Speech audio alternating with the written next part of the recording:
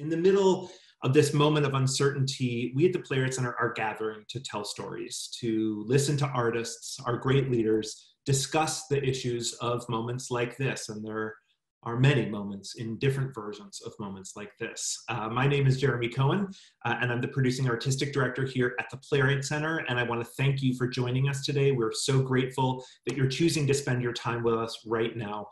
We're so excited to be partnering today with two great organizations that I hope you'll check out. And in a moment, Julie is going to post their websites in our chat window. So you can kind of, after the conversation, feel free to click there. The first is the Dramatists Guild Foundation, with whom we partner each year to share brilliant, brilliant artist leader thinking. And you'll have a moment, in just a moment, we'll have an opportunity to meet with Tessa. And then also FilmNorth, which is a Twin Cities-based organization. And FilmNorth's mission is to empower artists to tell their stories, launch and sustain successful careers, and advance the North as a leader in the national network of independent filmmakers. And since one of our guests of honors, José Rivera, today is both a theater artist and film artist, among many other things, we were excited to be able to partner with DGF and with FilmNorth to share with you all this conversation today. I really believe that it is organizations like these two and like us who continue to engage in these kind of creative partnerships right now, and that this is the way we are going to see our arts sector forward. But now, as I mentioned, I'd love to invite my great, great colleague, Tessa Gregory, Program Director at the Dramatists Guild Foundation, to share a few words with you. Tessa, will you hop on for a quick second, say hi? Hi there, folks. Thank you so much for joining us today. My name is Tessa, and I am the Program Director for the Dramatists Guild Foundation. DGF fuels the future of the American theater by supporting the writers who create it. We do this through a variety of educational and granting programs, one of my personal favorites being the Row Green Traveling Masters Program. Through this effort, DGF brings phenomenal writers like Jose to partner organizations like the Playwrights Center, which we usually have the pleasure of doing in person, but it absolutely warms my heart to see so many in electronic attendance here today. I want to thank the Playwrights Center for being phenomenal collaborators in this effort, and to give a quick shout out to this program's most impactful donor, Row Green, who is in attendance with us today. Hi, Row. Yay, Row. With so many writers tuning in today, I wanted to speak briefly about DGF's emergency grant program. We know COVID and state closures have had an extreme impact on the livelihood of so many artists and so many of you. DGF has already provided $500,000 in financial support to writers in need. And if you are in need of financial support right now, please go to dgf.org and apply for an emergency grant. If you have questions, you can email me directly. That's tessa@dgf.org. Check out our website. And without further ado, I'm going to kick it back to Jeremy to get us started. Thanks, Tessa. And Julia did go ahead and put in the chat window DGF's website. So please do take a time and check it out. They're doing so much incredible work right now, and we are so fortunate to continue to partner with them as we all think not just about how we're uplifting playwrights right now, but sort of all of their collaborators, actors and directors, designers, dramaturgs, stage managers. It's a big task, and we're all working together on it. So thank you, Tessa, for being such a longtime great partner with us. As I mentioned to you all at the Playwrights Center, we've been extremely busy rolling out a new spring season of programming online, partially to ensure that conversations like today can happen as we seek solace with one another, and partially to ensure that we can figure out a way to pay and compensate over 200 playwrights and theater artists for work in the next couple of months.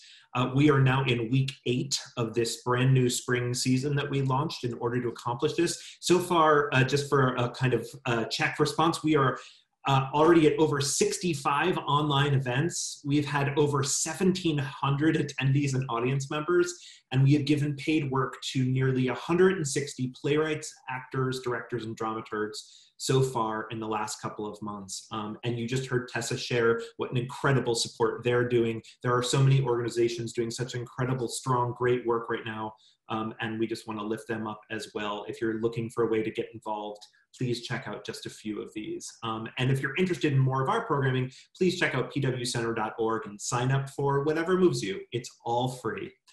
Before we dive in, just a few quick bits of business to welcome you and to let you know how the structure of this conversation will go. You will be able to see and hear both Maya and Jose, as Julie was talking about, but they won't be able to see or hear you until the question and answer portion of the conversation. If you have trouble at any point, please, as some of you are being able to do, you're chatting with Julia privately on the chat window, and she will do her best to help you out. We will be recording the conversation today so that we can create more accessibility and more inclusion for those that are not able to join us at this moment but want to hear from these two brilliant artists. So Maya and Jose will talk for a little while, and then we'll reserve the last quarter to a third of the conversation for questions from all of you. When they're about 5 minutes out from the questions, Maya will let you know that it's time to use the raise hand feature at the bottom of your screen, and then you'll sort of queue up, and then Julia will sort of release you one by one and unmute you so that you can ask the question live with Maya and Jose. So going through this moment together is teaching us all whole new ideas and understandings of the world. At the center, we're learning to lean deeply into the muscle that we have developed over the years as a service organization, and that our work of supporting artists, their work, of course, but their lives, all of it together remains at the forefront of everything that we do.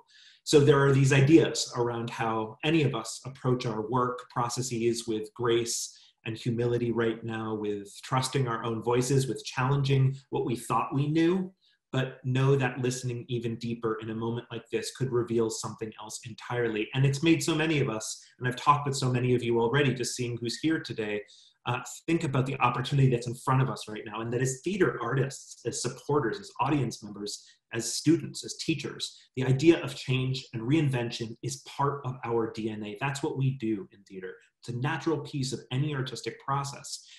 And I think that even more so, we are seeing this opportunity as a time where we are looking to our artists like Jose, our brilliant, expressive thinkers and storytellers who continue to demonstrate their leadership. And we recognize that while certain dynamics are going to go back to some version of where they were before this moment, most will change. Most historians would offer that there have been some post-deep crisis periods where true recreation and reimagining has happened, and that we've seen it transpire more quickly and more deeply than we would have otherwise. And the converse is, of course, if we don't change, if we don't learn in this moment, that the attempt to go back to the way it was will end us in some kind of vacuum that doesn't move our field forward. And so with that in mind, as we were putting artists together, it occurred to me that I knew I wanted to have Maíja Garcia do something and talk with all of you today. And I knew that I wanted to have Jose at the center of these conversations. Jose is an artist who has affected my art, my thinking, my understanding of theater as an art form for a long time. You wouldn't know it because he's only 23. But Jose has affected so many of us and so many generations of artists for years in the past, and I know for years to come. And so, to see our world forward, I am so thrilled to have Maya and Jose with us today. A really quick intro to Maya, and then I'm going to turn it over to you, Maya. Maybe, do you want to join us, Maya, on screen? Where are you? You're coming. There you are! This is the amazing Maíja Garcia. Oh, you're on mute. Hi, Jeremy. Hi, everyone. Hey, super genius. It's great to see your face and your spirit. Maíja Garcia is a Cuban-American director, choreographer, and producer whose work has been seen on stage and on screen, including Spike Lee's Chirac and Black Klansman, and She's Gotta Have It on Netflix, Fela on Broadway, and the National Theatre of London, new musicals and regional theaters all across the country. And of course, even here in the Twin Cities, most recently, or somewhat recently, the Guthrie's West Side Story. Maya founded Organic Magnetics to generate folklore for the future, and she currently serves as the Director of Professional Training at the Guthrie Theater. I am so thrilled to welcome my great, great friend and colleague, Maíja Garcia. Maya, take it away. Thank you so much, Jeremy, for your generous spirit, for your vision, and for, most importantly, for the invitation to take part in this conversation. I just want to thank the Playwrights Center, the Dramatists Guild Foundation, and FilmNorth for the artist-centric, field-forward work that you're doing, especially now when people need it the most. So thank you.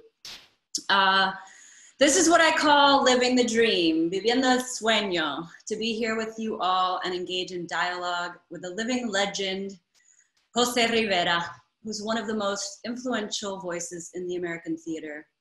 and one who has, like Jeremy, really touched my life and my work. José Rivera's 26 plays have been seen nationally and internationally and translated into a dozen languages. His Obie Award-winning plays Marisol and references to Salvador Dali Make Me Hot, both produced by the Public Theater in New York, are taught at universities around the country. Other plays include Cloud Tectonics, Sueño, Boleros for the Disenchanted, and The Adoration of the Old Woman. His screenplay, The Motorcycle Diaries, which many of you know, was nominated for Best Adapted Screenplay at the Oscars, making him the first Puerto Rican writer so honored, as well as BAFTA and WGA awards, among many others. On the Road premiered at the 2012 Cannes Film Festival. Trade was the first film to premiere at the United Nations. And Rivera co-created and produced Erie, Indiana on NBC, was a staff writer on Penny Dreadful, City of Angels on Showtime. And in 2019, he produced and directed the short film, The Fall of a Sparrow, as well as the world premiere workshop of his play Love Song, Imperfect, at the 14th Street Y. He has served on the boards of Theater Communication Group, TCG, and the Sundance Institute, and mentored at Sundance Screenwriting Labs in Utah, Jordan, and India. He's currently adapting 100 Years of Solitude for Netflix, which I'm super excited about. And his most recent play is Your Name Means Dream. Jose, if you wouldn't mind joining us. Jose! It is such a joy to be in the Zoom room with you. We shared real time and space in a rehearsal room about 5 years ago at the Goodman Theater while making Another Word for Beauty, which is a documentary play about a beauty pageant in a women's prison in Colombia. And it's just such a thrill to reconnect with you now and have a chance to engage in your work. So many of us have been moved by your stories that sort of focus on these catalysts for change and people at the fringes of society, people who are moved by extreme acts of sacrifice and spirituality. I wonder if you could talk a bit about how you came to be a playwright and also about the people you choose to write about. Sure. First of all, I just want to thank the Playwright Center. I love Minneapolis. I've been there on 2 occasions, once on a McKnight Fellowship and then another time to participate in the workshop production of references to Salvador Dali Make Me Hot. And so in both cases, I just love the city. I thought the people were amazing. The people at the center were amazing and generous and just great to be with. I did have a very unhappy experience in Minneapolis. When I was 26, I was dating a woman who lived in Minneapolis, and I flew from New York to Minneapolis to be with her on my birthday, and she broke up with me in a museum in Minneapolis. So that was the first and most unhappy experience I had there. Yeah, I mean, I started writing plays very young. I wrote plays in high school. I have always loved live theater. You know, I grew up as a child, typical of my generation, being like a complete television moron. I mean, I just watched television all the time. And I found TV to be very lonely occupation. And then when I discovered, I saw my first play at the age of 12, I realized, oh my God, there's another way to tell a story in which we are all in a room together. We're all laughing at the same time. We're all gasping in wonder at the same time. And suddenly that lonely feeling that I had watching television just disappeared. And I felt connected to not only my friends in the audience, but also these strange adults in funny costumes saying funny words on stage. So I was hooked from that point on. I mean, I didn't want to be an actor when I was younger, and I performed plays in college and things, but you know, the pull of writing has always been incredibly strong. And so, you know, I mean, I think the people that I surround myself with or have tried to are, you know, I mean, I look for generosity of spirit. I look for courage, originality in thinking, how people view the world in original and unique way, I gravitate myself towards people like that. And I've been lucky to have had so many wonderful and interesting people intersect my life at certain key moments that have been really instrumental in moving me along in my path. And so, yeah, I mean, a lot of it is just dumb luck. The luck of finding great people or being found by good people. And yeah, I mean, I think that's how it all started for me. Yeah, and just to sort of pick up on that, do the people in your life influence the characters in your plays, or are you drawing from sort of a wider?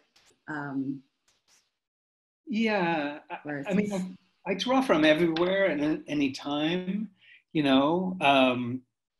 I think that the biggest, cure for writer's block is just go take a walk and listen to people and eavesdrop and watch. I mean, I've literally written plays about people I've driven past on the road in LA. I've written plays about absolute strangers who I encounter on the street. And yes, I do also draw from the people who I love the most, who I know the best. My family, my siblings, my children, my parents. And yeah, for several plays, like Boleros for the Disenchanted and The Hours Are Feminine, which is a new play, draw from my parents' experiences coming to the United States in the 1960s. And yeah, I mean, this is something I tell students all the time, I draw from myself. So every character, in a way, is an aspect of myself that I need to examine. So I often tell young writers, don't be afraid to look at your darkest self, your ugliest self, your most unattractive self, and really examine that person, because we all have that person. We all are that person. And we've all fucked up. We've all betrayed. We've all lied. We've all done things we're not proud of. And the place to examine that and to really deal with that is in your writing. And so, endow your characters with that darkness that is in you, because the deeper it is in you, the better you know it and the better you'll write it. Indeed. Writing deeply nuanced, rich characters seems to be like the trademark of your work. And one thing that distinguishes your career is actually your fluidity and your ability to work across mediums. You've developed new plays and adapted classics for the stage, written for TV, original screenplays. You've developed novels into cinematic masterpieces. Could you share a few trade secrets and perhaps describe what you love? I mean, you talked a little bit about what you love about theater, but what you love and then what you struggle with also working in theater, TV, and film. Yeah, I mean, there are three very different ways to tell stories, and they require like the development of different kind of creative muscles, in the person. So, for me, the language muscle is what I exercise most when I write a play. And I exercise my eyes and ears most when I write film and television. And, I happen to love all three. As I said, I was a TV freak as a young person. So I do love them all, and I do love them for different reasons. For film and in terms of adaptation, I do tend to gravitate towards those great novels that are complex and, philosophically challenging. But I tend also to try to decide for myself what their flaws are. So for instance, when I was adapting On the Road, the Kerouac novel, which is a great novel and has influenced generations of people, it's not a perfect novel. And when you read that novel, you realize that all the women in that novel are either knocked up, stay at home, don't go on the adventure, have no agency, are, in a way, a victim to these very raucous men who live ultimate freedom. but the women don't get any ultimate freedom. So when I was adapting that novel for film, I really felt it was important to without violating the spirit of the book, but to sort of rebalance a little bit of that story. So I leaned heavily, for instance, Carolyn Cassidy, who is the character of Camille in the book. I talked with her. She told me stories about herself. There's nowhere on the road do you know that that character has a master's degree, for instance, you know, in design. And so I made sure that was in the screenplay, and that she had more agency than just the sort of the victim-y character who cries all the time in the book. So that kind of thing I find it fun, because it's a bit of detective work, and it's sort of like, you know, the one thing you can't do as a writer, and I've been guilty of it, and I've trained myself not to, is to be in awe of the material you're working with. If I were in awe of On the Road, if I were in awe of the Motorcycle Diaries or 100 Years of Solitude, I could not touch them. I would feel I was violating something sacred. And the only way to work on these works is to realize that they're not sacred, they are very flawed, and that perhaps as an adapter, I have a contribution to make to those great works. It's I recall reading your introduction of Sueño, and you're talking a little bit about sort of the procrastination of getting into that and not sort of knowing if you were ready to be in dialogue with that play, and that what you discovered was that you were in fact that your adaptation was in fact a dialogue with that. So I enjoyed that. Shifting the conversation a bit to sort of present time, real time, crisis-based issues in our field. You know, this is obviously an intense moment for all of us, particularly challenging moment for creative artists and freelancers in a gig economy where almost all the gigs are canceled except for the Playwrights Center. I know so many of aspiring artists and theater makers are wondering whether or not there's a possibility to thrive, much less survive in this field. So I wonder, also putting a successful career in perspective, I wonder if it's useful to just trace back to where your story began, how you got your first break, or how you've survived, financially survived, emotionally and spiritually survived the ups and downs of a freelance writing career. Sure. I mean, you know, I was born in Puerto Rico. My father was, you know, had a high school graduation. My mom finished the 3rd grade. They were not well-educated people. They never owned books. We came to the States around the time thousands of Puerto Ricans were coming to New York to flee the fact that the Great Depression never really ended on the island. And so through the 50s and 60s, people left to find, you know, the typical, you know, exploration of a possibly better life. And so my parents did that. And unlike most of my relatives who moved to the Bronx, my family moved to Long Island. So I had a very completely different experience growing up than my cousins did. And later on, this impacted my career, because when I first came to Hollywood, I was offered many gang movies and drug movies, and, you know, and I was like, guys, that's just not my experience. You know, I'm not Miguel Piñero. I don't have that life in me. You know, I grew up watching Blue Jays and taking walks through the woods. You know, it's a completely different world. But yeah, you know, as I said earlier, I fell in love with theater at a young age, and went to college in the Midwest. And then, you know, I didn't go to graduate school. I went right to New York, and just sort of on the street learned how to ask questions, be with other writers, pick the brains of older, more experienced professionals, and really sort of like sought out informal mentors in lieu of a graduate school education. And it was just, you know, I couldn't do anything else but write. I just couldn't do it. I couldn't do it. I worked 9 to 5. I worked in a warehouse. I was a cashier, and at the end of every workday, I would go home to the Bronx and I would write until I passed out.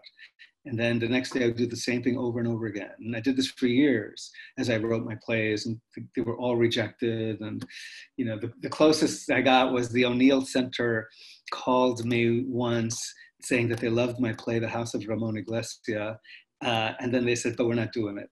And I'm like, shit. So, you know, it took all that. And then suddenly in 1983, I won a playwriting contest, which was funded by the Dramatists Guild and CBS. And I think it was 5 years, it lasted 5 years. I was in the first year. And so they divided the country into regions, and I won for the Northeast region of the United States.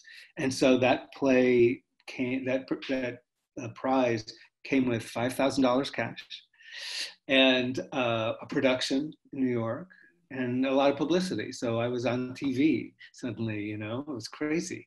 And I took my money in late February of 1983, and I quit my day job. And I had been working 9 to 5 for about 5 years straight. And I thankfully have never looked back. I've never had to work a day job since then. I've been able to cobble together some kind of living. So that was the big break, you know, doing that play. Giancarlo Esposito was in the play. It was directed by Jack Gelber, who was the great playwright. And it really was my, you know, the moment that launched my voice into the profession. And, you know, then one thing led to another. I ended up going to California to work for Norman Lear on a TV show called AKA Pablo. And then from that, I was on a Fulbright. I came back to LA. I created Erie, Indiana. That was canceled. And then I suddenly hated television. And so I started writing screenplays. And I wrote screenplays for 14 years. Now, this is an interesting lesson for all screenwriters. I wrote screenplays for 14 years and never had a film produced in all that time. Yeah, and I used to think that screenwriting was the art of writing things no one will ever read. And, you know, I got a job every year. I wrote for Michelle Pfeiffer. I wrote for Disney. But none of these films ever got made until the Motorcycle Diaries, and that was the first one. And that was a shock to me. That was, you know, when Walter Salles said, "We're making your movie," I did not believe him. I thought he was, you know, being a trickster. And so that's, you know, then I met Gael, and, you know, I mean, it was a heady time. It was a heady time, I have to say. But that was a great experience because Walter is such a collaborative and wonderful director. And I was able to be in on some of the auditions. I went to Argentina for what was like a pre-production boot camp in which I rewrote the script with the 2 actors. And then I saw some of the filming, and then I was with Walter during post-production of that film. And so, you know, but that's a very atypical experience for a screenwriter. And since then, you know, I've written many other screenplays. Forgive the motorcycle reference to Motorcycle Diaries happening outside my window. Right. Yeah, you know, it's like I just have to reflect on this rhythm that I'm hearing as you're speaking about your journey, which is just this incredible drive and diligence and this discipline, actually, of, you know, years and years and years of effort.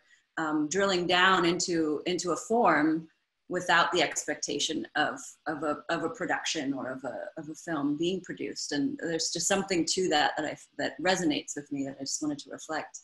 I'd love to focus for a moment on, you spoke to it a bit about sort of being raised in being born in Puerto Rico and raised in Long Island, but I'd love to just talk a little bit about cultural identity as a living, breathing, changing thing.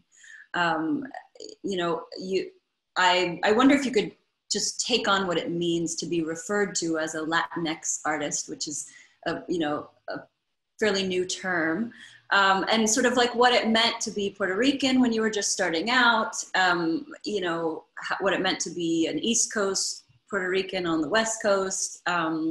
You know, you made a film about an Argentinian man who started a revolution in Cuba, and this sort of cross-pollination of Latinx identity, and also now in this highly polarized country where we have almost 75,000 or somewhere around that number of migrants from Latin America in detention. And just, I know that's a lot to throw at you, but just to kind of take on this cultural identity piece for a minute. Yeah, in the beginning, when I was first beginning to write, I didn't want a label. I didn't want to be called any kind of writer. I didn't, I kept saying to people, you don't say Sam Shepard's a white writer.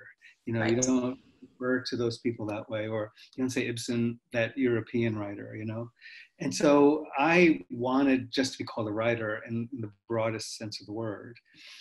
However, as time went by, and I began to really, because my early plays were very derivative of white European theater. So, I wrote my Ibsen play, I wrote my Chekhov play, I wrote my, Bertolt Brecht knockoff play, and it wasn't until I matured, yeah, exactly, matured as an artist that I really began to understand that I have a heritage as deep and rich and profound and beautiful as anything anywhere in the world. And so that when I started really applying myself to dissecting and analyzing and interpreting and celebrating that identity, that I shift mentally. And I was quite proud to be called a Latin writer and a Puerto Rican writer. And to this day, I carry that proudly. Latinx is a new term. I still, you have to, the jury's out on that one for me. But, I've always been, extremely proud of my family and where we came from and the poverty that we had as children. And now my siblings are all, they're all solidly middle-class people. And, I feel it's necessary to honor my ancestors and honor my family, my parents and grandparents and great-grandparents by telling their stories and doing it as honestly as possible. It was a struggle in the beginning. My first play, The House of Ramon Iglesia, which was about my family's move back to Puerto Rico, was about reverse migration. Mm-hmm. The father character in that play had a drinking problem. And I remember being criticized by other Latin artists saying, why do you have to talk about this stuff? It's what everyone thinks of us, why are we, and I was like, dude, it's the truth, and I try to tell the truth with as much compassion and clarity as possible. And I say, you can be a drunk and still be a three-dimensional, complicated human being who you can admire for other things. And so, I did face that kind of backlash in the beginning. When I first came to LA, it was very interesting because I came to work for Norman Lear on a sitcom about a Chicano family in East LA. And I remember telling Norman, I said, Norman, I'm a Puerto Rican from New York. What do I know about this? And he says, oh, you're smart. You'll get it. And, I have to say, I wasn't exactly greeted with open arms when I went there by the Latin community. There was a bit of like, who is this guy? What does he know about our story? And rightfully so, because I was so ignorant. But, as the years went by, I educated myself and made many, many incredible friends in the West Coast. And, I love the community that I became part of there.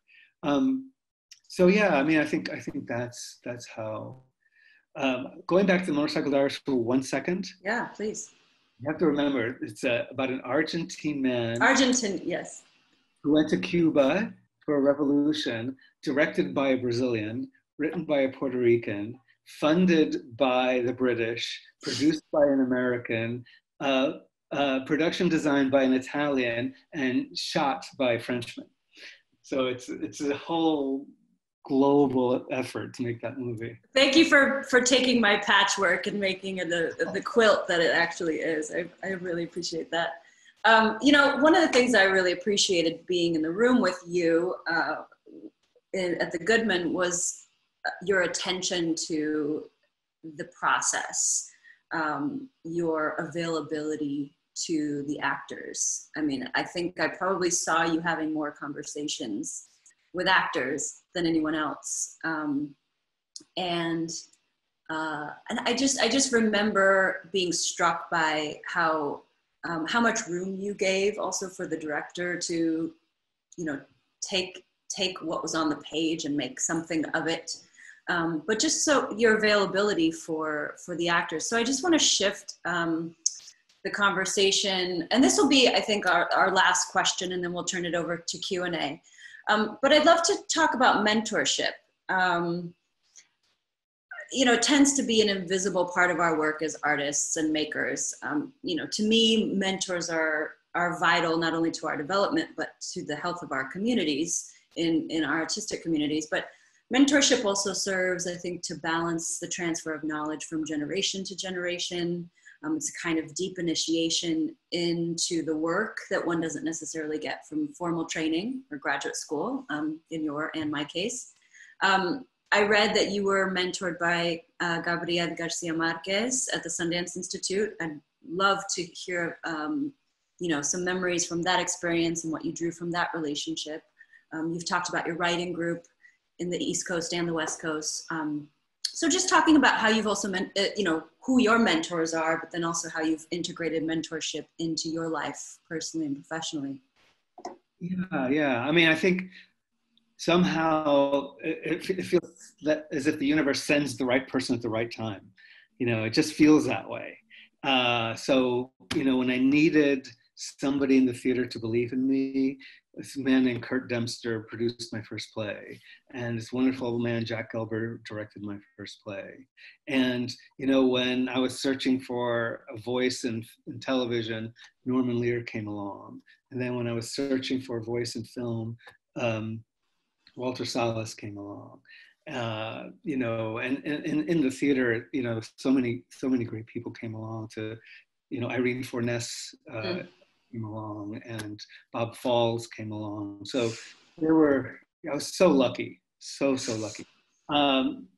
Gabriel Garcia Marquez, you know, he was blacklisted by the United States State Department for a long time, was not allowed in the United States because of his friendship with Fidel. And so he and Redford met at the Havana Film Festival, I believe in either 88 or 80, it might have been 1988. And they both admire each other, you know. And Redford was like, please come to Sundance, please. And Gabo said, I can't. There are restrictions on my travel in the United States. So Redford lobbied his friends in Congress and got Gabo a 2-week visa to come to Sundance to lead a workshop. So that was in the summer of 1989. And so I was asked, along with like 10, 11 other people, to come and participate with him. And it was a very eclectic group. There were novelists, poets, filmmakers. I believe I was the only playwright in the group. And so we studied with him for 2 weeks, and he was great. I mean, he reminded me of my grandfather. He just, you know, he loved telling a dirty story. He talked with his mouth full. He used to walk around with a bowl of sugar and spoon sugar because he said his blood sugar was low, and he would, you know, stuff like that. And he would tell stories that were a little unbelievable, and find out later he just likes to tell. Doesn't matter if something's true. He just loves to tell stories, you know. And I found out after the fact, just as an anecdote, really fast, the extent to which he makes things up. So Walter told me that he interviewed Gabo, and during the interview, because Walter was making a documentary about great figures in Latin American politics and arts, and Gabo says, "Oh, who's your next person?" And Walter says, "Oh, it's so-and-so, I don't remember the name, the president of Chile. Going to go," and Gabo says, "Oh, you have to know this story. That man was one of 11 children, and 10 of his siblings died when they were young, and he saw all this death around him, and seeing all this death gave him this incredible will to live, which is how he became president of Chile." And Walter says, "Oh my God, great story." So he goes and meets the president of Chile. And he says, "How does it feel," it's Walter, "how does it feel to have lost 10 of your siblings?" And the president of Chile says, "Where the fuck did you hear that craziness?" And Gabo told me. And it's like, no, Gabo is always making shit up. You never. You know, so That's awesome. I love that story of his. That's beautiful. So tell us a little bit more about your writing group and how that has played a part in your process over the years. Yeah, it's been going on more than 30 years. So I had it for 20 years. I was in LA, and then I've had it in the 10 plus years since I've been back in New York. Some of the same people from LA have since moved to New York and become part of the New York group. On paper, there are about 35 members. Mm-hmm. Whenever we meet, we should get maybe a dozen, 15 people. And yeah, it's a very eclectic group. There's all kinds of ages, all kinds of levels. Really, the only criteria is like, I have to like you. I have to feel that, you're a creative person with something to offer, and you can be in the room with a lot of very sensitive people who are emerging as writers. So that became, and you have to you're in the group for life. I mean, I guess you have to commit serial murder to get thrown out of the group, because, more people kind of stay forever. And that, yeah, they're wonderful. I joke around that the writing group is the entirety of my social life, because I don't really have a lot of time to hang out. And so the group is my family, my social life, my creative playground. And yes, I love them all, every single one of them. It's beautiful. I was going to say, how do I join? Move to New York. I just left. I'd love to spend, I think we have a little more time actually before the questions. So I'd love to kind of just open the floor for you to speak to anyone who might be listening about, about just some things to remember in developing one's career. And you shared a couple of things on the phone with me the other day when we checked in. But just what's your advice to theater makers, filmmakers, writers, actors, directors, producers, anyone who's in the process of, of their own discipline and drilling in at this point in their careers and sort of prior to their first big break or their the crack in the ceiling. What do we do, especially now, in the times that we're living? Yeah, I mean, apart from the time that we're living, what I would want to teach first to a young writer or young actor, director, is patience, is knowing that you are in this as a lifetime's occupation, that it's also an apprenticeship that never ends. Much as you know, you will never know it all. There's always something to learn. I learn something every time my writing group meets. So patience, humility, curiosity, I think are key facets of a writer's personality. Persistence. I think that one of the biggest problems we have is putting, artificial time limits on the things that we want to do and say, I must have my first play on Broadway by the time I'm 40, or I must win an award by the time I'm 30, whatever those artificial lines are. I think those are deadly. And, I would also stress that because we work in a communal art form, one of the beauties of theater and television film is that it takes a village, to make a play, to make a film, or whatever. And that community is the most important thing to cherish. So, be good in your relationships. Tell the truth. Don't stab your friends in the back. Don't steal someone else's ideas. Honestly, keep your relationships as clean and strong as possible, because you're going to need them. You're going to need them as you rise. You're going to need them when you're falling. And so it's really important to treat people with utter kindness. And, I always tell writers, make friends with the apprentices. Go when you're in Hollywood, make friends with the assistants, because in Hollywood, assistants are the ones that have the real power. Be kind to everybody. When I was working on Erie, Indiana, I made sure I talked to every person on the set. The first AD, the second AD, you know, the camera operators. So I wanted to know their names. I wanted to pick their brains. And I wanted to have us feel like we're all on the same team.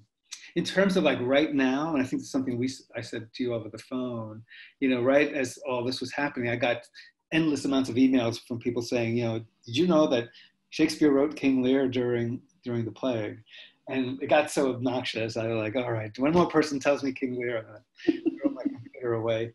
Where's your King Lear, Jose? Yes, exactly. I have to say, this is the time. This is the time to write the biggest, scariest, most personal work that you have in you. This is the time. While the world is on pause, and perhaps you have more time than normal or whatever.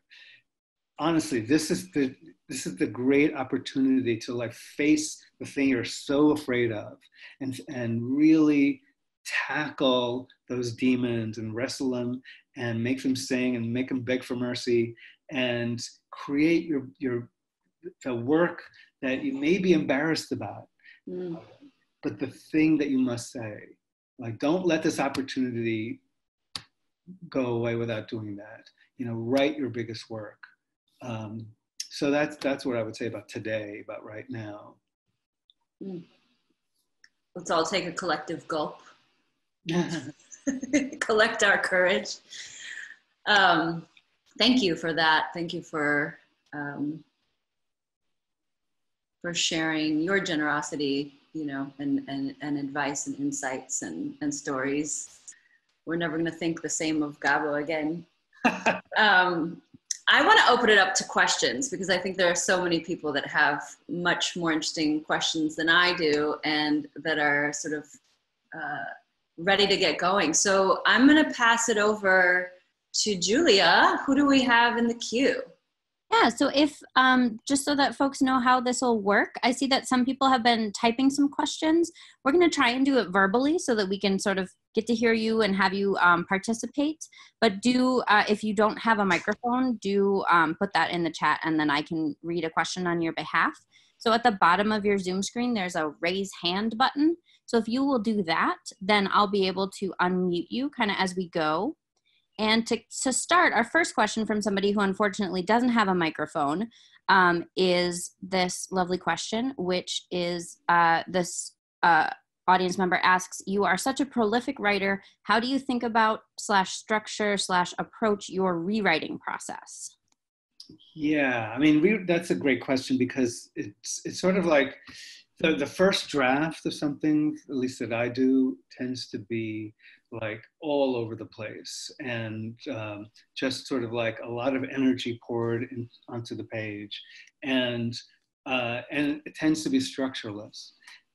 It's really in the second and third drafts that I feel you really, at least I do, can impose a shape on the work that you're doing. And you know, I find the second and third drafts to be so much more fun than the first drafts, because the first drafts are full of terror. You don't know where you're going. You don't know if you're making a fool of yourself. You wonder whether you're just ripping off a better writer. I mean, there's so much insecurity and angst in creating that first draft, but it's really your sense of control, I think, improves with every draft. So for me, I don't pay a lot of attention to structure in theater, but I am the opposite. I'm a structure Nazi when it comes to film, and really sort of pay attention to the 3-act paradigm and try to structure the work that way. The thing about both theater and film and television is that what you're doing is you are managing time. And so you're an architect, but your material is time. And so how much time do you give each character? How much time do you give a moment in which, you know, you introduce an idea? And that sense of time it's not the easiest thing to master, but it is what is required to be mastered if you're going to be a great writer. And it's taken me 40 years to really understand how to do that. So that's how I approach it. I sometimes don't like the word structure. I like the word organization. You organize a play. You say, I'm going to devote this amount of time to this particular character and this particular idea, this amount of time to something else, and you kind of shape the work around that organizing principle. And for film, it's even stricter. Awesome, thank you. We have a question from Francis. So Francis, I'm going to allow you to talk, and then if you unmute yourself, you can ask your question.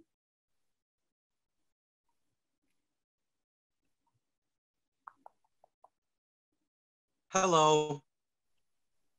Hello, can you hear me? Hi, yes. Hello. So this is more towards the work.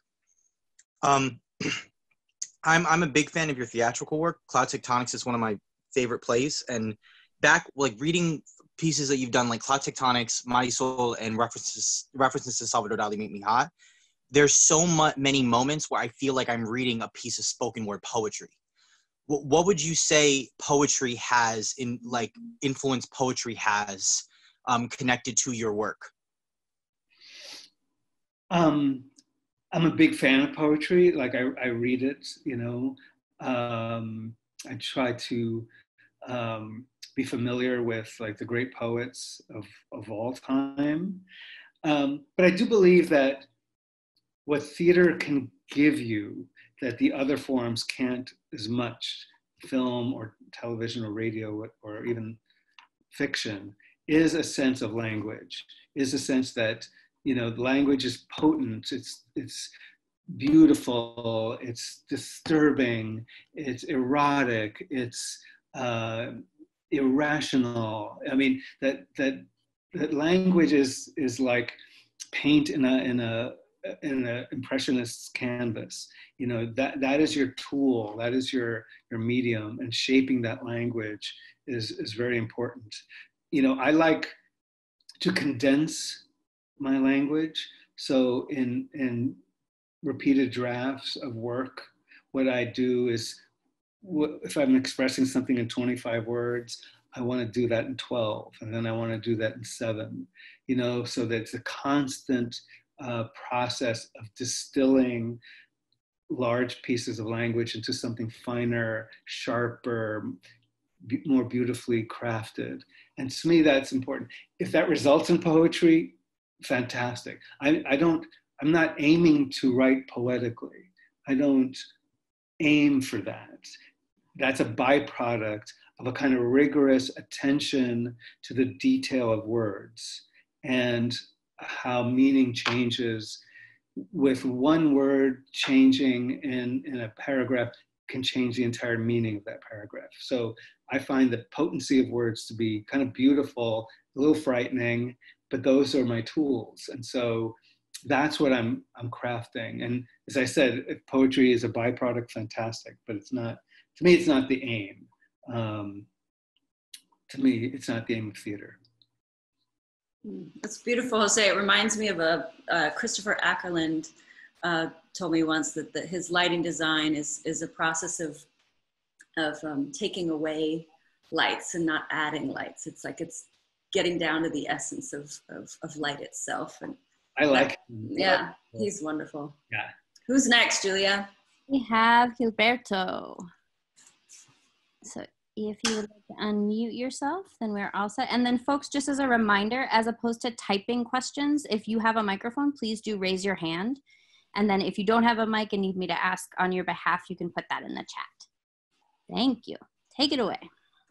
Hi. I just wanted to know, how was your experience working in City of Angels, being in a writer's room? Because it's more comfortable to be writing on your own as opposed to writing with the pressure of having people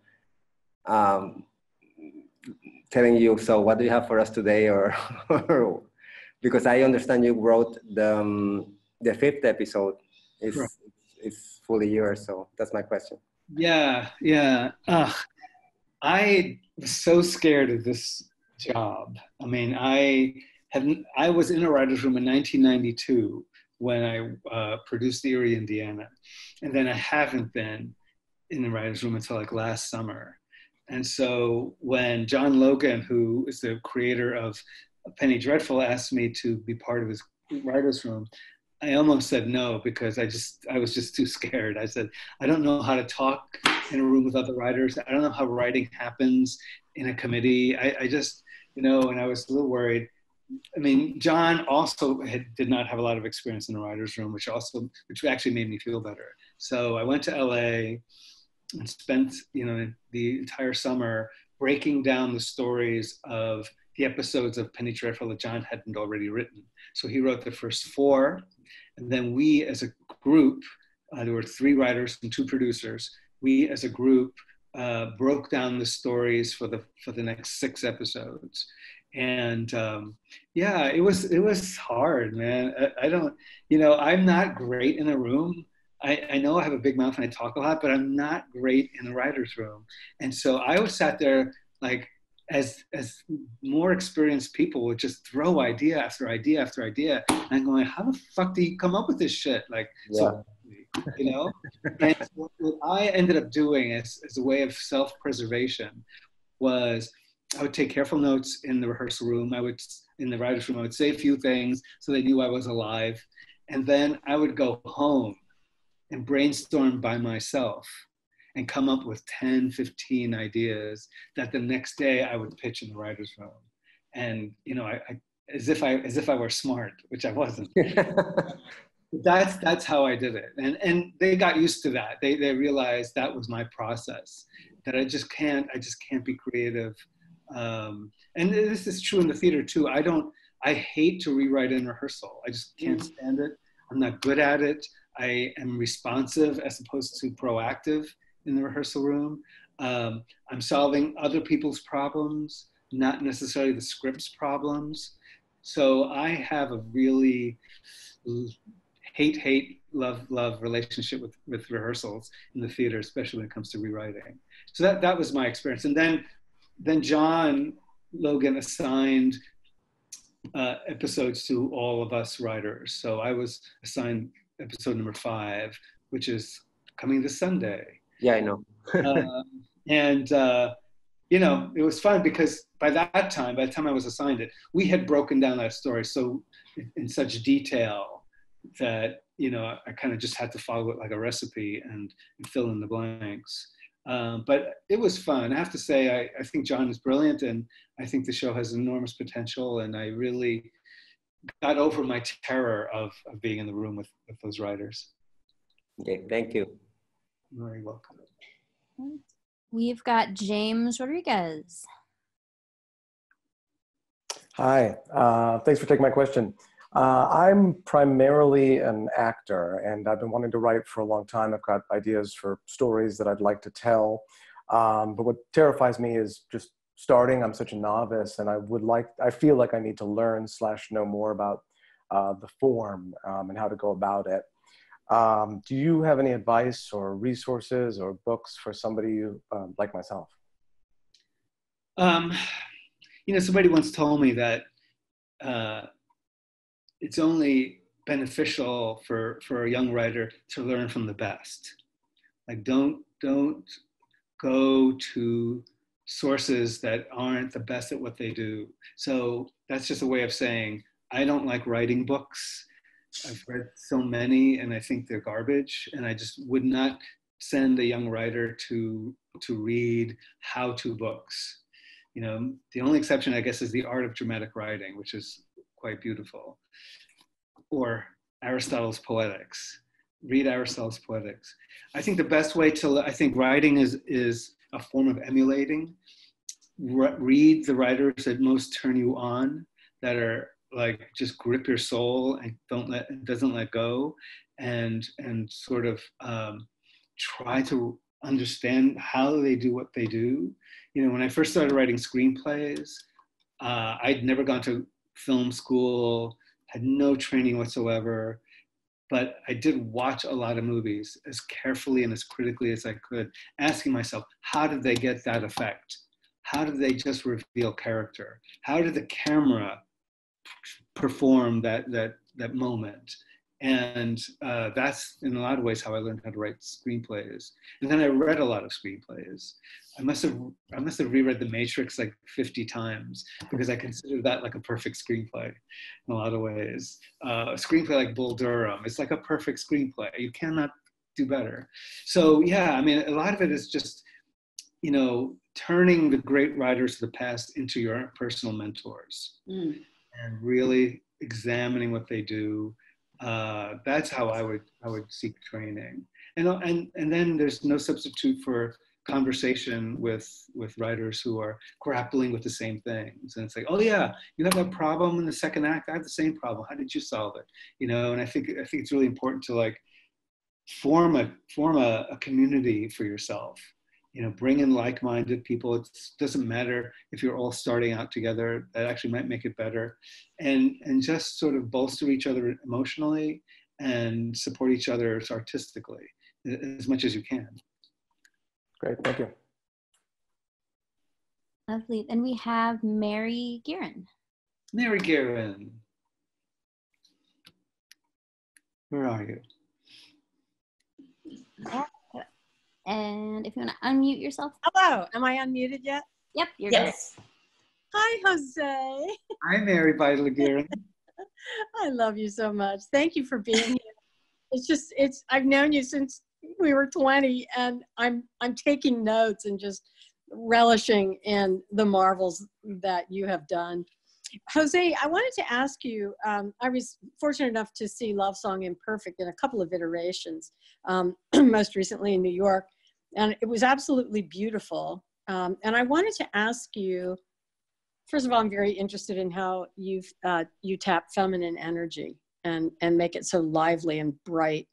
But I'm also interested in how it was for you as a playwright to direct your work and to have to be in that rehearsal room, not only as a writer, but as a director, knowing that you hate being in the rehearsal room as a writer. I mean, did you lose your mind? I mean, talk about that if you could. Yeah. No, I actually had one of the best experiences I've ever had with working on Love Song as a writer and director. Partly because, you know, I guess it's just an ego thing. I like to be in control. It's hard for me to give up control to directors. You know, the directors I've worked with, for the most part, are people I really respect. So giving up control isn't that painful, but it's still painful. So when I did Love Song, and you know, the 14th Street Y wanted to produce it, and I said yes, but only if I can direct it. And they said yes. You know, I suddenly had an arsenal of designers that I can work with, and you know, the one thing I have learned over the years about directing from watching more experienced people is that it's the art of communication. I knew I had to communicate as clearly as possible with these designers who may think in different terms, may think more visually, may think more in terms of music. And I had to sort of find ways to translate what I knew about the text into what they would be able to understand as sound designers and lighting designers. And you know, I distilled it to one word. Like when I had meetings with the designers, I said, look, if I can describe this play and this production in one word, it would be delicious. I want this to be delicious. I want it to look lush. I want it to sound sexy. I want it to be full of energy. And so they all ran with that idea and came up with you know, you saw it. They came up with some beautiful, beautiful design work. Stunning. So, yeah, it was really gratifying. And also I have learned over the years how to communicate with actors. And luckily I had 3 actors who could do anything at any time. And they were like, you know, directing them was like playing the violin. Like anything you wanted, they gave it to you. So I was very, very lucky to have 3 courageous people who would, you know, follow me wherever I led them to. So that was really, it was a fun experience. I didn't do any rewriting of the script because, as I said, I hate rewriting in rehearsal. But I had worked on that play for at least a decade before that production. So I've gone through every word, every line of that play to satisfy myself into believing this is the right language and these are the right moments. Mm-hmm. So that's how that happened. Thank you. Mm-hmm. Great. Our next question is from Christina Castro. Hello. This question, so I wonder if you have any advice. I am a young Latinx, air quote, actress and playwright who does not speak Spanish. And I live in the Midwest. And I would just, maybe if you both wouldn't mind talking about navigating our communities in their various regions and Spanish in the language and your experiences and experiences of others that you were witness to. Yeah, well, I'm glad you brought that up because I don't speak Spanish well either. And I grew up speaking it, but I also grew up as the part of the only Puerto Rican family in a small Long Island town that was mostly Italian and Irish. And so, you know, I grew up really schizophrenic. I really wanted to be just like an American teenager. I didn't want to listen to my parents' music from Puerto Rico. I wanted to listen to the Rolling Stones, you know? And so I had this kind of schizophrenic upbringing. And, you know, when I go to Puerto Rico, when I went to Colombia for rehearsals, for research, or when I went to Chile for research, it all comes back. But generally, on a day-to-day basis, I don't use it enough for it to be sharp. So I have the same, and then when I'm around Spanish speakers in the States, I do get very shy because I don't want to embarrass myself.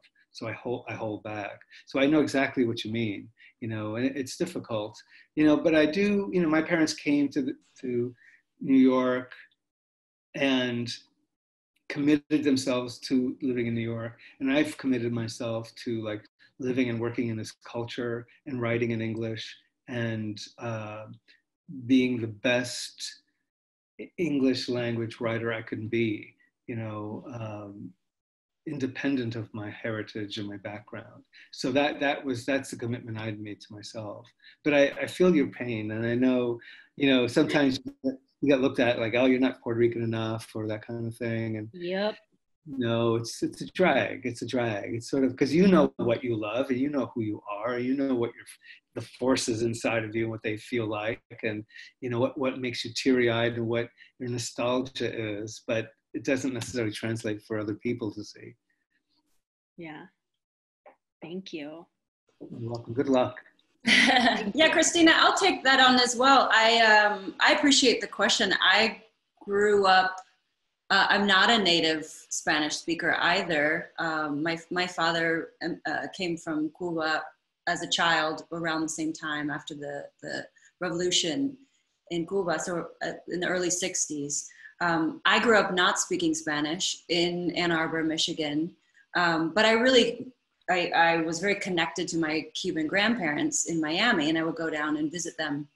And it's never too late to learn, is the other thing I'll say, is that, you know, I decided when I turned 18 and moved to New York City that one of the most important things for me at that moment was to learn Spanish, because I felt like there was a key to my culture that was locked away from me otherwise. And so I started writing letters to my grandfather, and he'd write back and correct my Spanish. And that's I just was sort of self-taught, and I traveled through Mexico and through Central America and to Cuba and to Spain, and learned all the different, and from my Argentinian friends in San Francisco, just like learned all these different dialects and slang. And, you know, it's like dabbling in, like Jose said, all these different kind of paint hues and subtle colors and tones. And, you know, like the Latinx community is so broad. I mean, it spans continents, but this language, this basic language of Espanol and Castellano is something we have in common. So that feels like a bond that I could really kind of tap into once I started learning the language. And also the language, like, just kind of exploded language as a whole for me, like starting to dream in Spanish. And I just started to see English in a new way. And it kind of just opened my world culturally so much more. So for me, it's been a journey, and it continues to be a journey of discovering,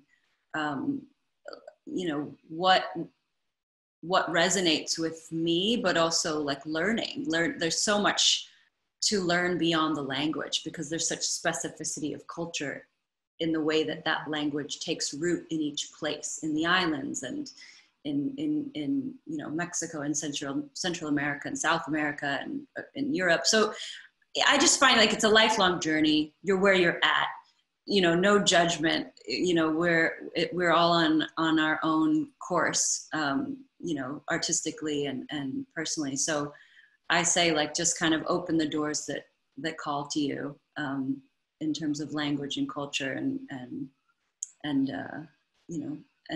love like who you are, where you are now, in your identity. I love what I'm going to quote you, Jose. You said, "I have a heritage as deep and rich as anyone in the world." And so do you. Thank you. Our next question is from Ryan, who does not have a mic, but I will ask for them. They ask, what tools do you use and what processes do you go through before you begin your first draft? Yeah, I tend to be a very slow writer. So before a first draft is committed, I will have spent, in some cases, years thinking about the idea. So for instance, driving through LA on a stormy night, I pass a pregnant woman who's hitchhiking on the side of the road. And it was a startling image of this woman drenched in the rain, holding her thumb out, and cars passing her by. And so I could not stop thinking about this woman, probably for about 2 years. And so the process was like, questions: who is she? Why is she there? What forces in her life drove her to that moment? Where is she going? Where was she 10 minutes before I saw her? What does she want when she's 80 years old? What's her favorite food? And it's just a process of interrogating this person who I don't know and will never meet in a kind of, fanciful way, a fictional way. And it was really the process of like asking those questions and like wondering for about 2 years. And then one day I was flying from New York to LA, and I was looking out the window at the clouds, and it was just beautiful, beautiful clouds going by. And I kept thinking, now, what would you call the science of the shape of clouds? What would you call that? If you were to study scientifically what makes a cloud, what would you call that? And then I realized that trying to define that shape is like trying to define what love is. What would you call the science of love? And so I came up with that phrase, cloud tectonics, that this is what it would be. It would be cloud tectonics is the same as studying the shape of love. And so once I had that idea, then I had the play. Then I had the hitchhiker, and then idea, and then a play. And so once I kind of broke through, then the play came quickly. Then I wrote it in about 3.5 weeks of like just pure every day, nonstop, sort of fiery work on the page. And so that was how that happened. That's typical of my process. I'm a slow, fast writer. So I take forever to think about something, to break it down, to interrogate it. And then once I make a kind of crucial decision, either about structure or about the title, then I can start the work, and then the work goes fast. Same thing with references to Salvador Dali, Make Me Hot, which was about my brother's experience in the Persian Gulf War. And it wasn't until I had a cat that got eaten by coyotes, literally got eaten by coyotes in our backyard during the Santa Ana winds, and trying to imagine what the cat and the coyote said to each other right before the cat died, and turning that into a dialogue that reflected the marital conflict in the play. Once I put those two pieces together, I had the play, and then writing it went quickly. Awesome, thank you. Next, we have Nora Montañez. Hi, Jose. Hi, Maya. Thanks. Hi. Thanks for taking some questions. So, Jose, you talked about writing a play about your immigrating to the United States as well as your parents, and really kind of examining the dark self. So my question for you is, how do you approach or organize trauma when unraveling and examining oneself? How to organize trauma? Yeah, like how do you approach it when things start bubbling up to the surface, when traumas kind of start unraveling when you're writing? Yeah, I mean, I think that's a really good question. I mean, for me, it's a matter of knowing you're going to get some pain, like knowing, okay, I'm going to look at this thing, it's going to hurt. And I examine my difficult relationship to my ex or to my father or to whoever. The examination is going to hurt. And like just in some ways, resigning yourself to that and knowing that, in fact, the more pain you experience, probably the deeper you're going to go in the process. So one thing that I've always said is that it takes a lot of courage to be a writer, because you're stripping your soul open, you're exposing all your vulnerabilities and, all the things that are open to mockery and criticism by other people, and you're just like letting it all show. And so, as I've examined, because, when my parents came to the United States, they experienced a lot of racism, and it was really difficult. It was, as a boy of 5, I was 5 years old, and it was painful to watch, and I remembered it, and I kept it, and I held it inside, and then writing it really sort of purged those feelings, and actually became far less angry because I could purge it and control it and understand it better. But I think that's the process. I mean, I've often said that writing is a form of self-therapy. Yes. It's your ability to control the chaos in your mind and organize the demons in a way that they're less harmful and less threatening, because you are in control and they're not in control. So I think that to me is what is how I approach it. Yeah, thank you. I appreciate that. And our next question is from Michael. So Michael, I will unmute you. Hello. Hello. Can you hear me? Hi. Oh my God, this is fabulous. Thank you so much for being here. Oh no. Michael, okay. I love your 36 assumptions. Thank you so much for that piece of theatrical brilliance. Can you talk about what are your assumptions about playwriting now? Have they changed at all? Anything you would want to add? And what are you reading these days for inspiration to nourish yourself? Thank you. Sure. Yeah, I mean, I think I would my assumptions tend to be more about continuum, that, because when I wrote those assumptions, I was younger, and now, 20 years later, I would probably, if I had to rewrite them or add new ones, it would be about understanding the continuum that you are as an artist, and to know that, your career has peaks and valleys. There are times when you redefine yourself, recreate yourself if you wish, and that's your prerogative as a creative person.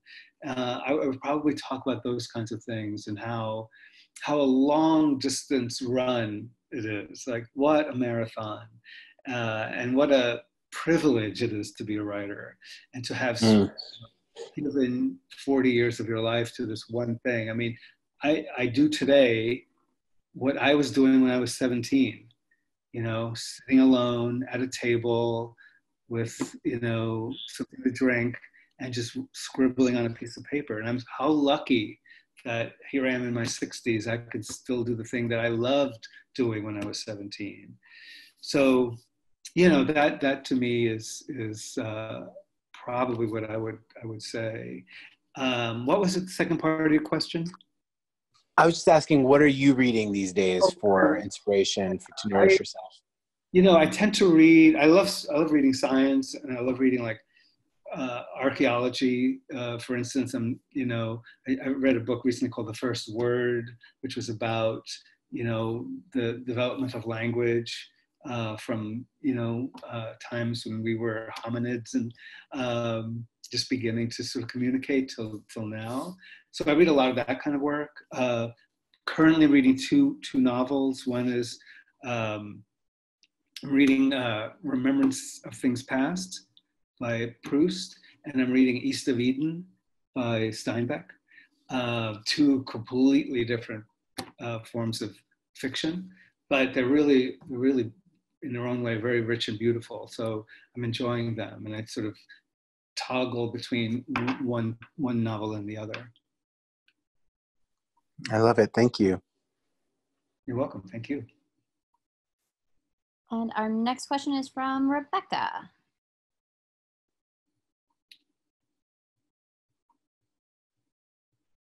Okay, there. Hi. Thank you so much, both of you. So I had originally thought my question is, whose feedback do you take seriously? And hearing you now, you know, riff wonderfully, maybe we break it down to this issue of when you decide to be receptive and maybe when you decide not to be. Anything therein, you take it and run with it. Sure, yeah. Well, when I write film, I am an artist for hire. So I'm being hired and paid to execute a piece of work. So I have no choice but to listen to the executives that I work with, whether I trust them or not, whether I know them or not, whether I think they're right or not. I have a financial obligation to at least listen to their notes and to find some way of executing them. What I've learned many times is that, like, an executive in a film situation will have a note, but they really want you to work on something else. They may have a note about a character that doesn't work for them. And you realize, actually, that's not the real problem. The real problem is you've structured Act 3 incorrectly. So a lot of it is a matter of interpretation. When it comes to theater, I do tend to listen to the actors very carefully, because they're working on an instinctive level and below the surface in a way. And I tend to sort of like be very, very respectful and mindful as to what they're saying. When an actor tells me, I just can't do it, I just can't do that line, or I don't believe that line, or whatever it might be, I pay very strong attention to that. And as Maya had said earlier, you know, I'm often engaged in conversations with actors in the rehearsal, after rehearsal, whenever we can get together, because I feel that they have, you know, they have the job of executing my vision. And I want to make sure that they know what that vision really is. A director's job is a bit more of an interpreter of the vision. So, you know, I do not always love what I hear from, like, producers and dramaturgs in theater, though I have worked with some brilliant dramaturgs in the past. You know, ultimately my own guide is my own standards of what I think is right or wrong. And I can't give that up to anybody. But actors they get my attention for sure. I appreciate all those distinctions. Thank you. So we have a couple minutes left. So should we do 2 more questions, Jose? Does that sound Sure. Good? Awesome. Lovely. And I'm so sorry we can't get to everyone. I'm sure there are all these amazing questions, but I'm just going in order. So Fernando is next. Hey. Hello. So I'm Fernando Collado. I am a Minnesota-based actor. How you doing, Maya? So I had two quick questions. I don't want to take up anybody's time and stuff like that. So what town on Long Island did you grow up on? I'm sorry, I'm a native New Yorker, and I was just. Oh, sure. I grew up in a little town called Holbrook, which is near Holbrook. So yeah, you were further out on the island. Okay. So, yeah. Okay. Sorry. I grew up in Valley Stream and Elmont, and then moved out to Hicksville, and was all over the place and stuff. Yeah, exit 61 on the Long Island Expressway. Oh yeah. Oh yeah. So my other question is, it's more specific, and it pertains to the adaptation of La Vida es Sueño for Sueño, because I recently did a production with Pangea, and when we were going through the script, we were slightly confused as to why the ending was slightly different. What was your rationale as having Rosaura end up with Segismundo? Regardless of all the things that they had gone through, I would just like to know what your rationale behind that was. It was something that was very difficult for us to wrap our heads around. Yeah, that's a very good question. Yeah, I mean, the original play I think is even more problematic because Segismundo marries her off to Astolfo, the man who raped her. Yeah. So, and she has absolutely no agency whatsoever. She just, this character who had been a heroine throughout the story, in the last 5 minutes, suddenly, Calderon reinstates the status quo.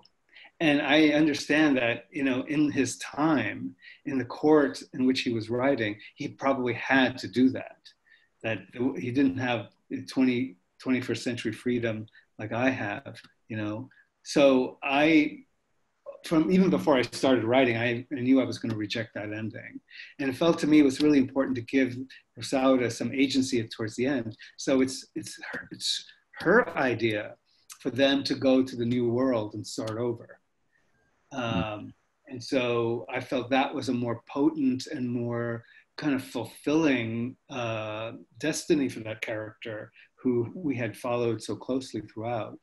Segismundo and she share so many traits. They're both outsiders in the world that they're in. In some ways, they're both hiding. She has to hide her identity. He's been in hiding in this mountain, and so they both struggle with a lot of the same emotional things. So it felt to me that pairing made the most sense at the end of the play, when it's like in a Shakespeare comedy, it feels like everyone's pairing off to get married, that her being with Segismundo made the most sense because they just shared so much emotional pain and catharsis and had gone through so much together. And so, and she rationalizes that she's, he attacks her at one point and she says, well, I know that when you did that, you were crazy, you were insane, you weren't who you are. And it's possibly not a very great rationalization for her. But I trust that character, and I trust her to know what she wants for herself.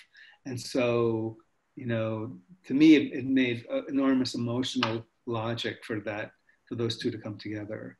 And I knew I wanted them to, as I said, to just break out of that society, that rigid Catholic, obsession with the monarchy and all this stuff, that they needed to break away and go to the new world the way some of Shakespeare's characters have done. And to me, that was kind of romantic and beautiful that they would do that. Yeah, thank you. Thank you very much. Who did you play in the production? I would say Segismundo. You were? Oh, yeah. It's a workout, isn't it? Oh, yeah. There was monologue after monologue for that guy. Tortured soul with so much to say. Yeah. It's good. I don't apologize for the monologue. Thank you. It was a great actor exercise and flex in there. But thank you. All right. Good luck with everything. I appreciate it. One more, Maya? Let's do one more. Yes, Jose, can we handle it? All right. Last round. All right. Andrew as our last. Hi. Hi, thank you so much for sharing your insights and sharing the time to all of us aspiring writers, actors, directors, etc. Something that really resonated with me and was kind of addressed before was the demons. I really like that, endow your characters with these demons or with this darkness. My question was, in regards to approaching the biggest and scariest demons, what is something you use or hold on to in navigating that work? Is not to be consumed by those demons. Yeah, I mean, I think in order to really, really sort of wrestle with that, you do need time. It's hard to, like, I could not write a COVID play, for instance. I can't even write a 9/11 play because it's still too close. I need time to heal so that if whatever demons exist, they're less frightening than they used to be when they first appeared. And, you know, so in some cases, you can be traumatized by something in childhood you'll never get over, unfortunately, you know, and that's the case. But I think to me, the demons that I will attempt to write about are the ones that have healed over time, that feel like, okay, time has diminished their potency. I don't have to be so afraid of them. I've learned a good deal about life in the world and come at them, meaning the demons, from a different perspective, from a higher plane of consciousness.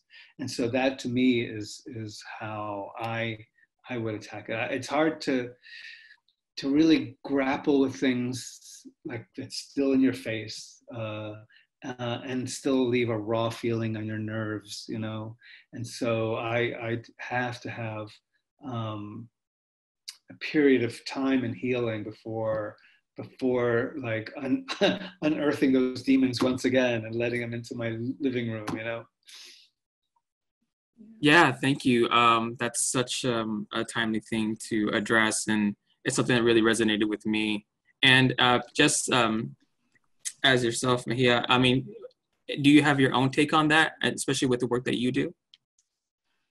Oh, sure. You know, I think it's our practices that ground us. You know, like before I came to be with you all here in this conversation, I lit a candle for my ancestors and, you know, lit some sage and cleansed my aura, and just so I could be fully present, but also bring my spirits with me. So whatever, that's my practice. Whatever your practice is that grounds you, whether it's breathing, meditation, you know, yoga, or any physical exercise, I think, you know, ritual is helpful for me.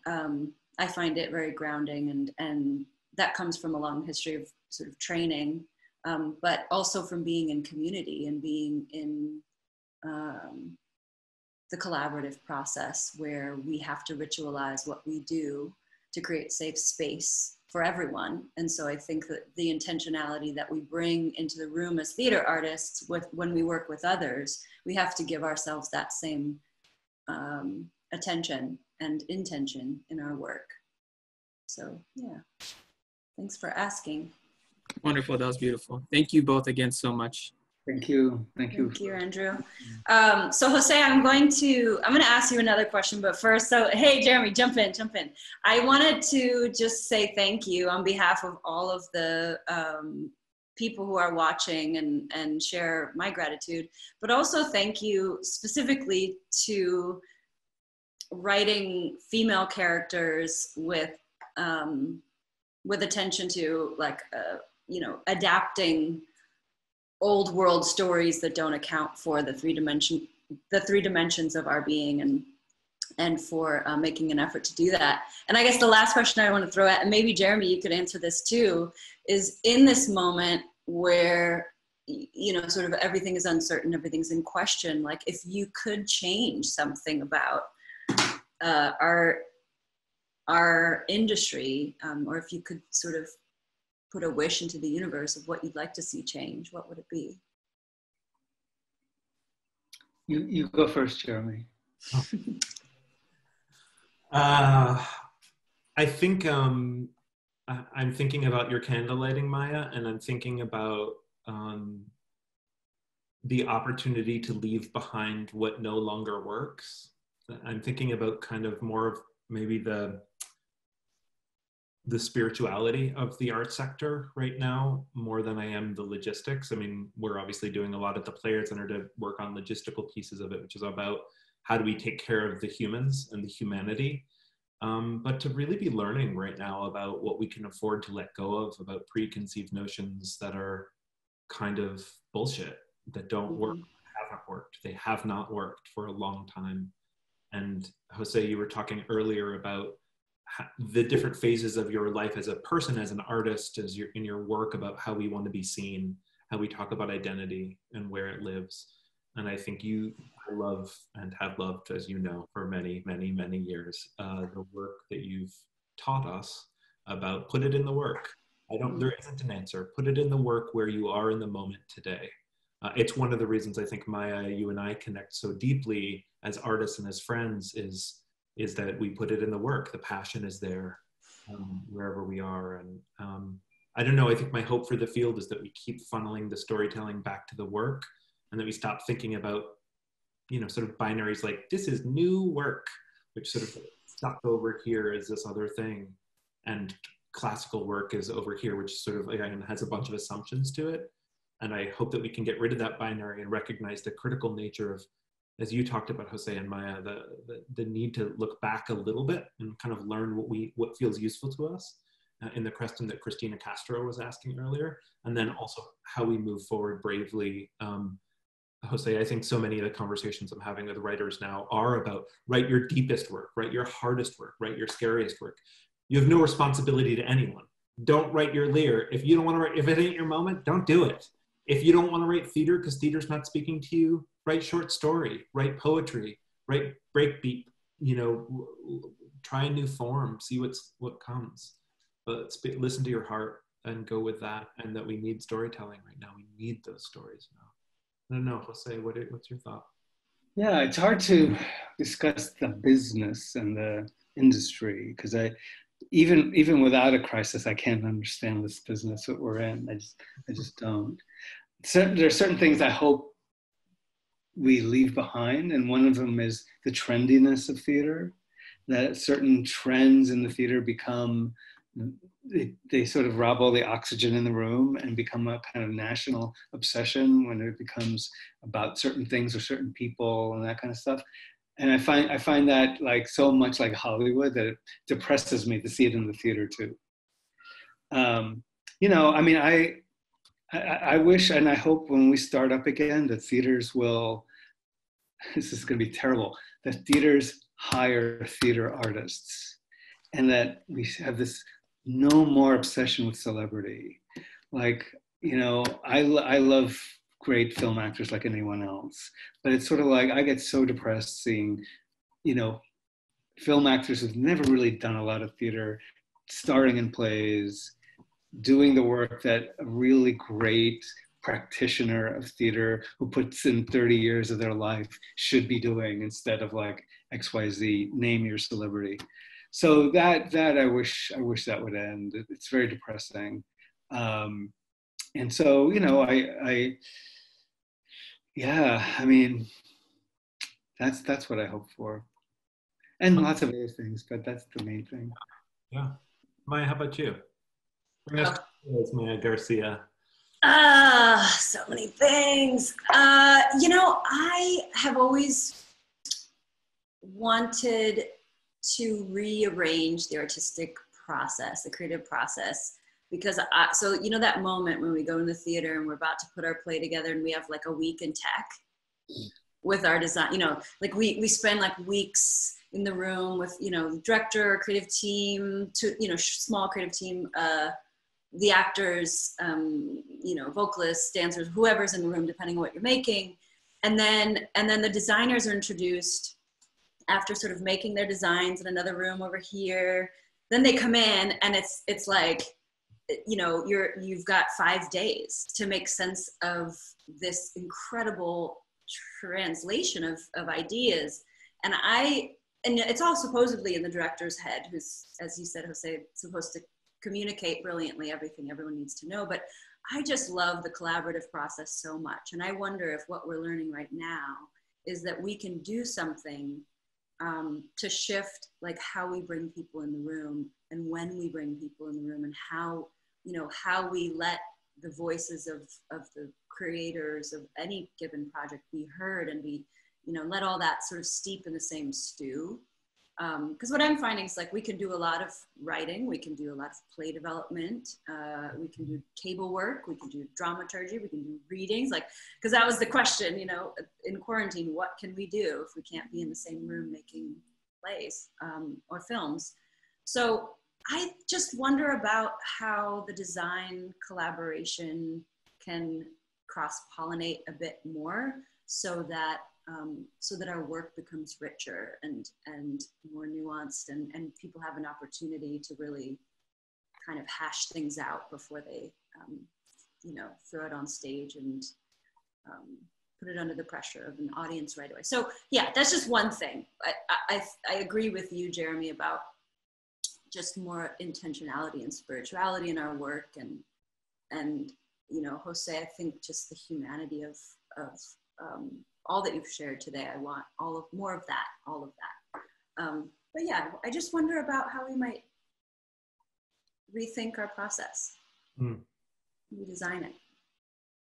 Thank God for writers, and thank God for theater makers. I'm going to bring us to a close today, in respect of all of your time, and your time, Jose, and your time, Maya, and say thank you so much. I think about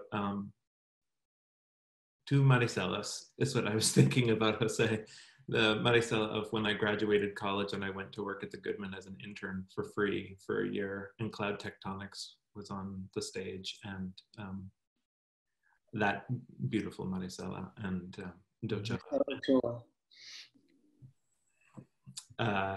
And just that experience of being in that room and getting to watch that come to life in the way, it was so beautiful and so extraordinary to watch you work, having worked on Marisol in college just before, and feeling like, oh my God, it's just like nothing will ever, I thought should leave theater after that point. Like, you've been in a room with Jose Rivera, like, and you're 22 years old, you just leave, then you're done. It's like,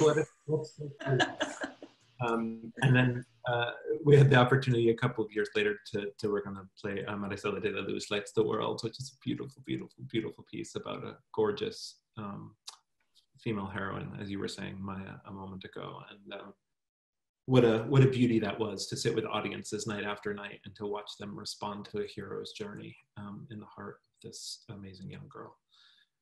I've taken all of those journeys with me as I think about Salvador Dali and, of course, Boleros and everything else. And just thank you so much for all that you do. Thank you for giving of yourself so generously. I want to thank once again Tessa and the incredible DGF for all the work you're doing right now. Thank you, Tessa, and for being a great partner with us and bringing work forward. We love you. Send hugs to everyone at DGF. Thanks to our friends at FilmNorth. And thank all of you for joining us today, apparently around the world. It's been so great to have you with us today, and we promise we're going to keep doing conversations like this going forward. Thank you. Be safe, be healthy, stay inside, take care of yourself, wash your hands. We love you all, and we'll see you very soon. Thank you. Take care. Ciao.